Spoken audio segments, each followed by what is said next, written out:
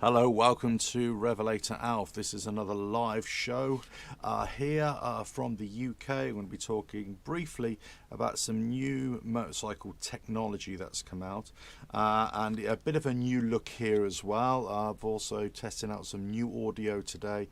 Got these headphones on, which I don't really need for right now, but possibly later when I add some video as well, so you'll be able to see that and hear it as well, which I was having problems with the other day. Anyway, so this video is, or this live stream is all about brand new technology on motorcycles and the relationship between technology and cost, unit cost to you, the buyer. Now, I bring this up in mind. There's been a recent report from some of the motorcycle press here in the UK that Ducati may be on the verge of bringing out some new technology on their motorcycle, and it's a seamless gearbox, a seamless changing gearbox. Basically, what this allows for is for there to be less lag in the gearbox, and instead of the conventional fork changing mechanism, essentially what this does, this allows like a hollow tube configuration, which allows for cogs, for want of a better word, to mesh in with each other, and they overtake each other from cog to cog. So one is still turning while the other one is just about to engage or disengage.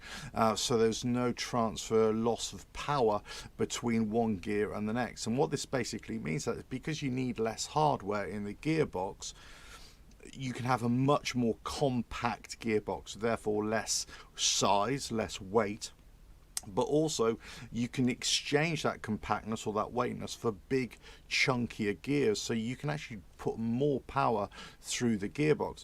The problem is with it is that it's not necessarily the up gearing that riders have had issues with or have problems with. It's the down gearing, coming down in the gears, and this technology has all come from the MotoGP world.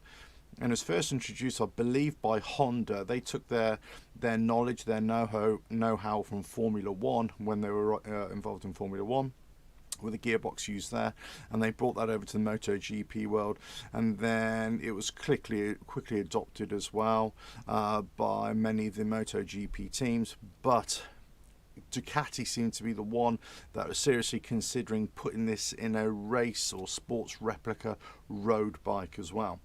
Now, the question is here is whether the technology that Ducati or somebody like that, Honda, let's say, their technology that they're bringing to the party now, let's say for their top of the line bikes, their signature bikes, is it worth the money? Is it worth us paying that money for it? But then, okay, that is another issue. That is another subject, let's say, for discussion. But also you've got to consider then those bikes that are being produced, and let's say you have to pay £20,000, dollars, shekels, for that particular bike, which is a substantial amount of money, of course.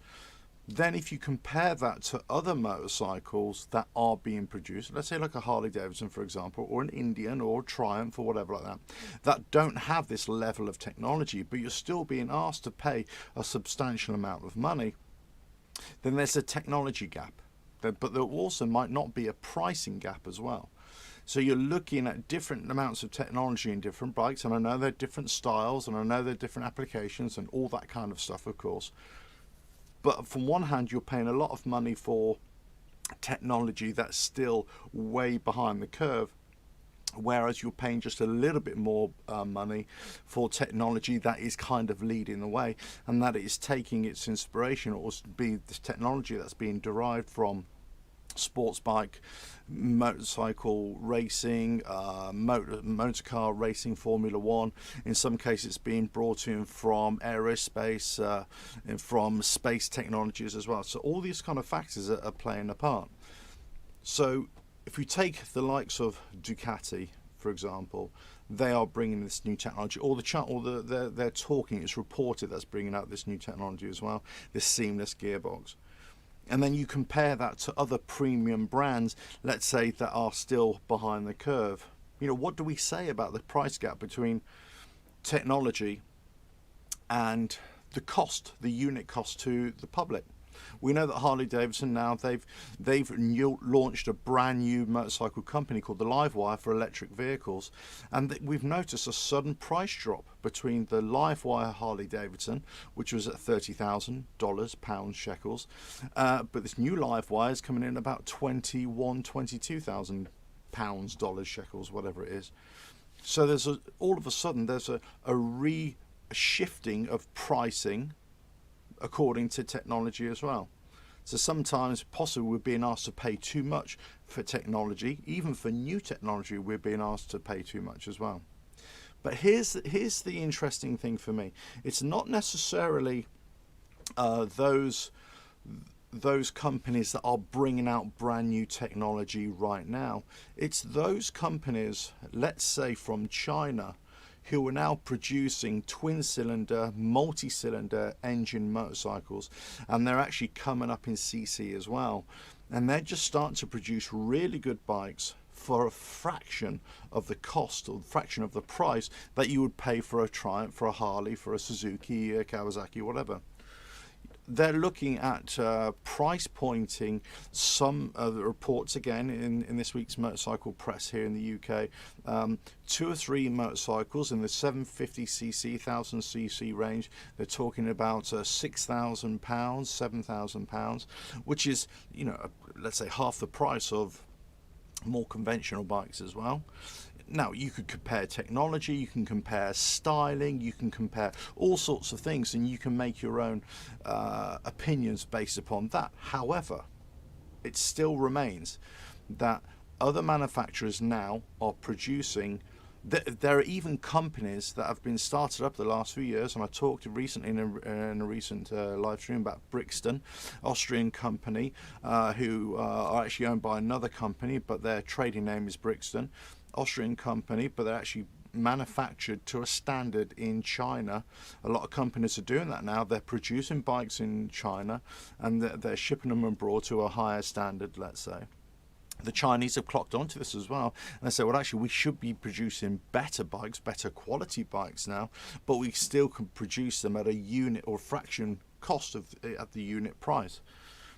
So that means that you and I can buy really good quality bikes with the same level of technology that some premium brands are charging us, but the other premium brands are actually jumping way ahead with their technology and leaving everybody else behind. Now, obviously, they're going to be charging you a premium price for that extra technology, of course, but there is a mismatch, isn't there? There is a mismatch in what you are getting to ride, what technology you're getting to ride, and how much you're being asked to pay for it. Now, obviously, it's entirely up to you, of course, how much you want to pay for it. And remember, these are motorcycles, and this is supposed to be one step up, or 2 steps up from walking, wasn't it? One step up from the bicycle, you know, and it's the 3rd in the chain before you get a car, before you got a truck, whatever, so on and so forth, in the evolution of transportation, of course.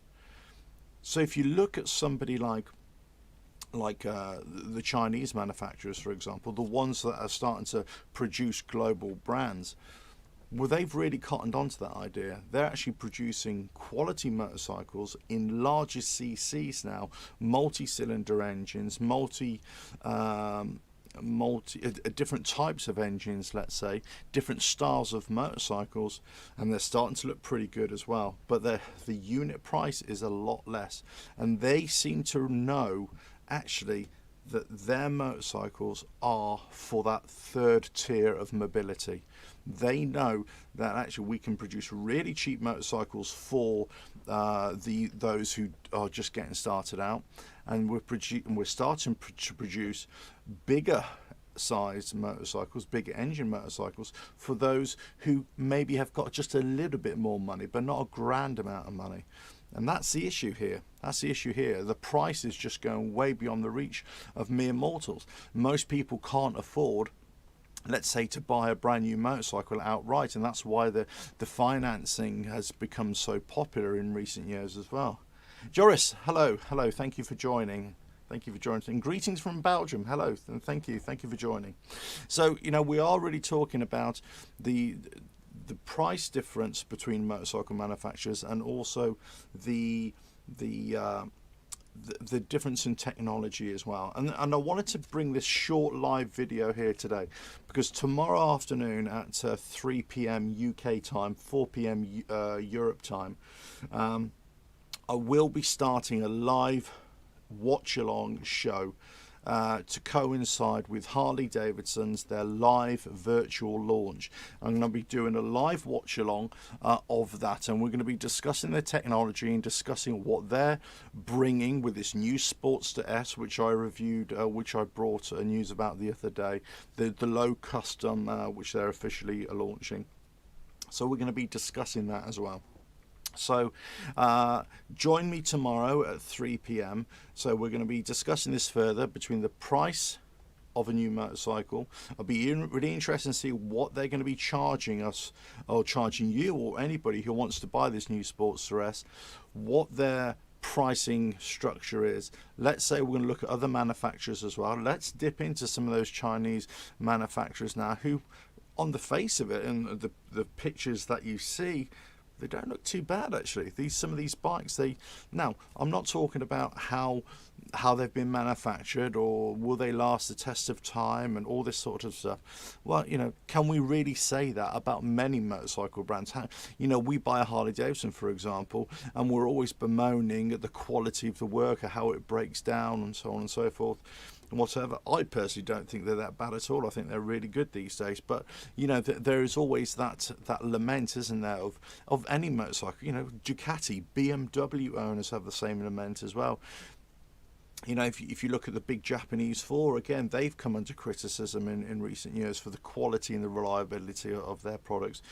Forget about Italians or the Austrians, or British bikes, especially some of the British bikes. Do I have to mention Norton as well, with their V4SS? Of the previous Norton ownership, not the new Norton ownership, because that's a totally different thing, of course. But Triumph have had their issues as well. So there are lots of manufacturers out there that can't really say they are infallible. They cannot say that their technology never fails, because it does. But sometimes that technology, we are being asked to pay for a premium price for technology that doesn't always live up to our expectations and to the promises as well. Let's just see, because we will see what Harley Davidson have to say. Joris, hey, nice that you could join. Anyway, as I say, this is only going to be a short video here today, so join me tomorrow for this live watch along for Harley Davidson as their new launch as well. We're going to be going into so much more depth on this subject as well. But so if you really want to come on the show as well, drop me a line via the website, and I will send you the live joining link for this as well, and all the instructions, so you can come on face to face and we can discuss a few things as well. But as I say, let us know. Get in touch via the website, and tell us a little bit what you want to discuss, and all that kind of stuff as well. And we'll have a bit of fun tomorrow as well with it. But don't forget, tomorrow 3 p.m.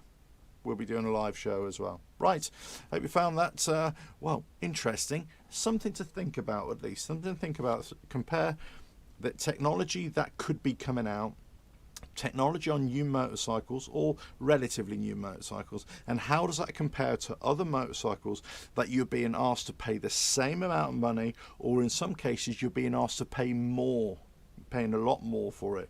So what are we actually paying for? Are we paying for nostalgia? Are we paying for old school, in inverted commas, ways of doing things? Well, that might work for some people, but it may not work for well, a lot of other people, and dare I say, and I say this on a regular basis, it's not about me, it's not about my generation or the generation before me who are riding motorcycles. This is all about the new generation, who's coming through, you know, who's going to be buying motorcycles of the future. What are they looking for? Are they looking for a mixture of technology? Are they looking for environmentally friendly, eco-friendly modes of transport? Are they looking at price points? You know, are they going to say, they're going to compare two motorcycles and say, all right, I can buy an Indian motorcycle, Indian as in from India, Royal Enfield, or a Hero, or a Bajaj, or whatever, and I can pay £3,000-4,000, dollars, shekels, whatever. I could do the same for a Chinese bike, and I could get exactly the same feeling, the exactly same mode of transport, the exact same sense of freedom that I could do by spending 2, 3, 4 times as much. So it really depends what people are after and what level of technology that they want, but also what they're prepared to pay for in the future. So let's discuss that tomorrow. Join me tomorrow, 3 p.m, live here, and we're going to be going through the live watch along of the launch of the brand new Sportster S, that low custom with the 1250cc liquid cooled engine from Harley Davidson. And let's see what they have to offer. Let's see what the launch party is like. Let's just have a look at what the CEO has to say about it. Let's just see with, you know, with an open mind. Is it going to be a motorcycle that is coming in with new technology, which is great, and is it going to be, and lots of people have commented about this already, is it going to be at a price point that people will be happy with as well? Are they going to be happy to buy a motorcycle? You know, what's the price of it going to be? Is it going to be a £12,000-13,000 dollar shekel motorcycle? Is it going to be less? Is it going to be a $10,000, $8,000 motorcycle, or is it going to be a $15,000, $16,000, $17,000 motorcycle? Are people dollar motorcycle, whatever? Are people going to be prepared to pay that higher price for this kind of motorcycle? And that's the question. And also the question is, will this kind of sportier motorcycle with forward controls, is this really a sportier motorcycle? You know, can we really say, you know, that Harley Davidson should be claiming any kind of sporty heritage with this type of motorcycle? Now, if they were talking about the Bronx, the Street Fighter, which could be called the Nightster, if they ever do bring it out, yes, you could say that has kind of some sporty feeling to it, some street sports to it. But maybe not this this new Sportster S, this low custom, this you know, this single disc front brake disc at the front. It's only got that. It's still a heavy bike. It's a slightly detuned 1250cc or 1252cc Revolution Max engine. It's going to produce about 121 horsepower as opposed to the 150 horsepower that the Pan America produces. So there's lots of there that they've already shortchanged people on, I would say, a little bit, or something to discuss anyway. Would you prefer that Sportster S, this new Sportster S, to be full powered? Would you prefer it? Personally, I would. Yes, I would. If you're going to bring a bike out like that to shock and awe, to wow your audience or your potential audience, yeah, give them something to really get, wow, that's amazing. Anyway, join me tomorrow, 3 p.m, and I'll be discussing all this in more depth. Right, catch you again. Don't forget to like, share, and subscribe. Tell all your friends, and join me for this live show. And there's lots more videos coming very, very soon on the main channel. Check out the website, RevelatorAlf.com. There's lots of information there. There's the members area there for early view videos as well, and also the content creator course as well, for anybody who wants to do any kind of video, website blogs, or podcasts, or any kind of photo exhibitions, that kind of thing. Right, let us know. Catch you again. Bye now.